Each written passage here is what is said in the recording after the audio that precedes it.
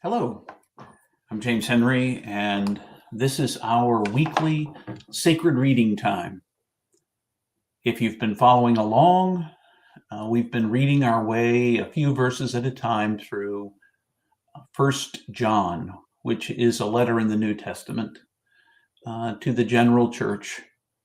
It is an opportunity when we do sacred reading to enact what we believe to be true. That is, that Spirit is speaking into our lives, into this world. Every moment that we can encounter Spirit speaking to us if we listen closely to what it has to say.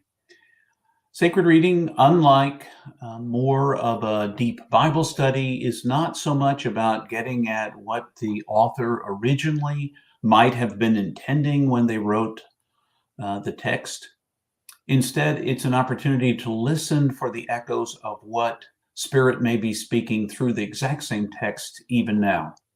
What might the text say to us in these moments? As we join together in this weekly opportunity, I always read the text only once aloud and invite a moment of reflection. You can at that point turn off the recording and go to your own interpretation, what you heard the text say. It might be a word, it might be a phrase, it might be an image, and how the Spirit might be speaking to you. Now, after that moment of pause, I will, I guess, as a sort of way of embodying the example of what it is to do sacred reading, I will say what I heard in the text, what spoke to me, what called out to me about the text.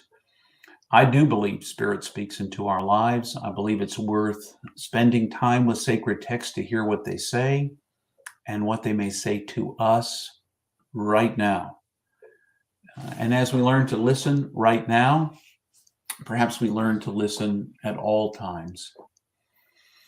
So I invite you now, bring yourself into this moment, let go of anything else that may be on your mind, that you may be holding at this moment, so that perhaps this will speak to you in a fresh and new way.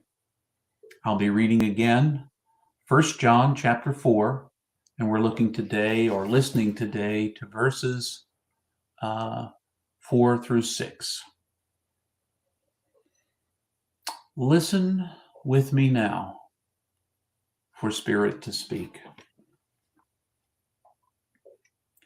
Much loved children, you have been born of Creator and have won the victory over false prophets.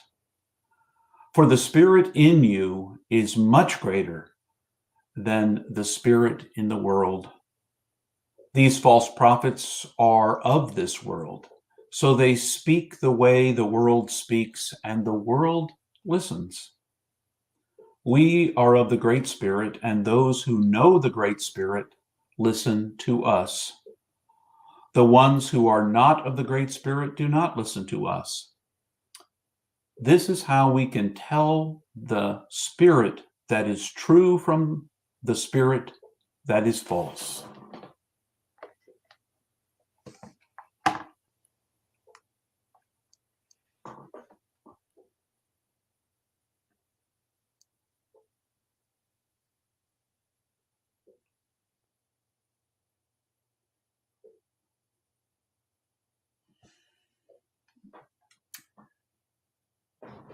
For me, as I listen to the text, it was a single word, or even a phrase maybe. And the word was a preposition of all things, of the world. The false voices, the false speakers are of the world.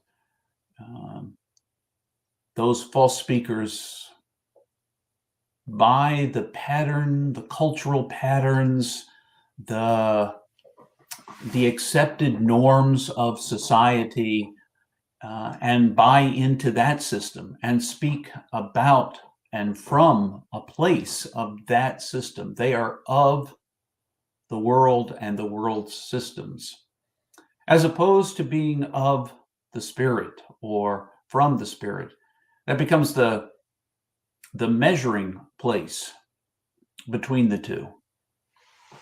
The measuring place is an invitation for us to see, as we listen, to kind of discern the difference between what the patterns of the world are, the patterns that perhaps for me, as I thought about the patterns of the world, the ones that rose to me were being measured by success or appearance, even by performance, being measured in ways that are not anything other than love.